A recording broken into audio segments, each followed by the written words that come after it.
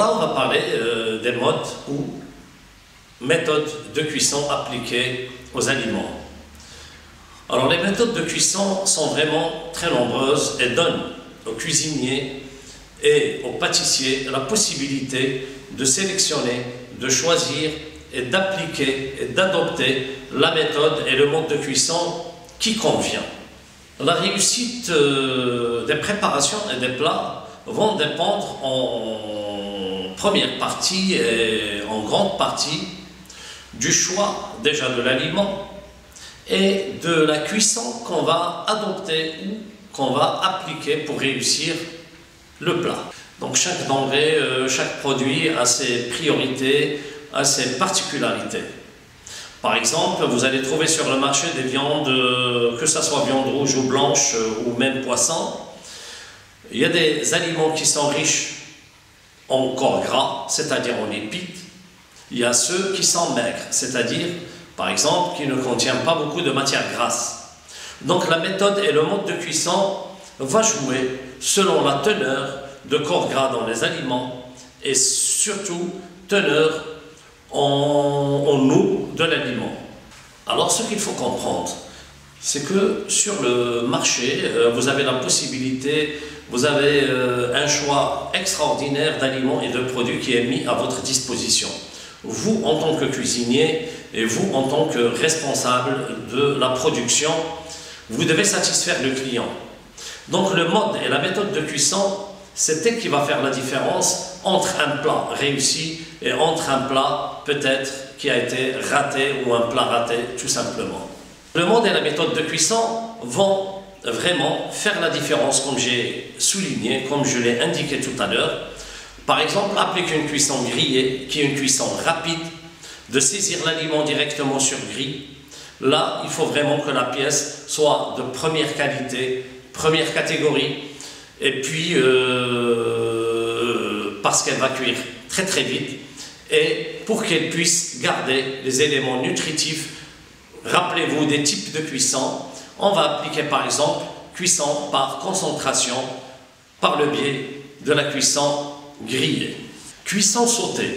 La cuisson sautée généralement nécessite quand même, avant d'appliquer et de saisir la pièce dans une matière grasse, donc vous devriez mettre soit du beurre, soit des huiles, ça peut être l'huile d'arachide, l'huile tournesol ou l'huile d'olive, ou un mélange des deux.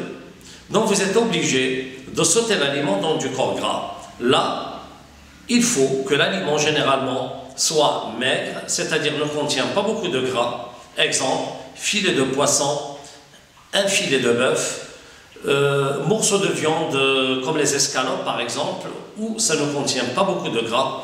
Donc les applications et la cuisson sautée peut être idéale pour ce genre d'aliments. La cuisson pochée et la cuisson à la vapeur, ce sont des cuissons vraiment à la mode aujourd'hui.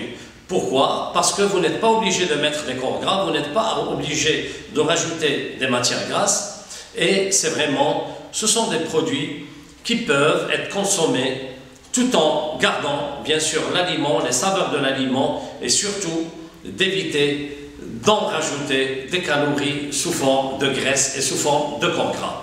Mais un bon chef de cuisine, pour faire apprécier les plats cuits à la vapeur et les plats pochés, il va falloir penser peut-être à des sauces d'accompagnement qui vont faire apprécier les plats tout en gardant la santé et bien sûr le côté diététique de la préparation. La cuisson rôtie et la cuisson poêlée, ce sont deux cuissons qui se rassemblent, des cuissons au four, en saisissant et en mettant, en exposant dans des fours le poulet, la dinde, des entrecôtes, des morceaux de viande dans le four et qu'il faut arroser également d'un jus ou de corps gras. Il y a également, pendant l'hiver, l'organisme a besoin de corps gras. Et généralement, on a beaucoup plus tendance à consommer les plats en sauce. D'où préparation des tagines, préparation des ragoûts. Alors les ragoûts, les tagines, ce sont des cuissons combinées entre cuisson par concentration, par expansion. Les ragoûts vont permettre d'apprécier un plat parce que le corps humain vous demande généralement ce qu'on appelle le métabolisme de l'organisme généralement, il va vous pousser à demander beaucoup de corps gras. Dans l'émission, je vous ai expliqué brièvement les méthodes, les modes de cuisson. Le choix, la sélection va dépendre en grande partie des aliments, des denrées, de l'article que vous devez cuisiner. Un bon cuisinier doit également avoir une carte qui va satisfaire la majorité de sa clientèle en offrant des plats frits, en offrant également des plats grillés et en offrant aussi d'autres cuissons selon les besoins, selon les envies de chaque client. Plus vous avez une carte diversifiée, plus vous avez de la chance de satisfaire un nombre beaucoup plus important.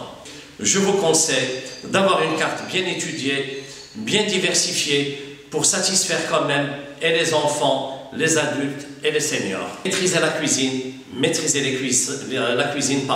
c'est maîtriser les méthodes et les modes de cuisson. Donc les méthodes et les modes de cuisson, je vous les ai expliqués en théorie. Dans les émissions à venir, il va y avoir des démonstrations filmées en présence de chefs, de professionnels et de formateurs qui vont vous montrer, moi avec, qui vont tous mobiliser pour vous montrer la particularité de chaque cuisson sautée, comment et pourquoi on doit faire cette technique et pas une autre. La cuisson rôtie, la même chose, la cuisson poêlée, la cuisson pochée, cuisson à la vapeur, etc. Dans notre patrimoine, dans notre cuisine marocaine, une cuisine comme elle l'est déjà, elle a une place très importante dans le monde et il faut maintenir, préserver et surtout évoluer et faire connaître notre gastronomie sous un autre œil, sous un autre concept qui est la cuisine évolutive et la cuisine rénovée ou relookée pour faire apprécier nos plats tout en gardant la santé de nos clients. Merci et à la prochaine intervention.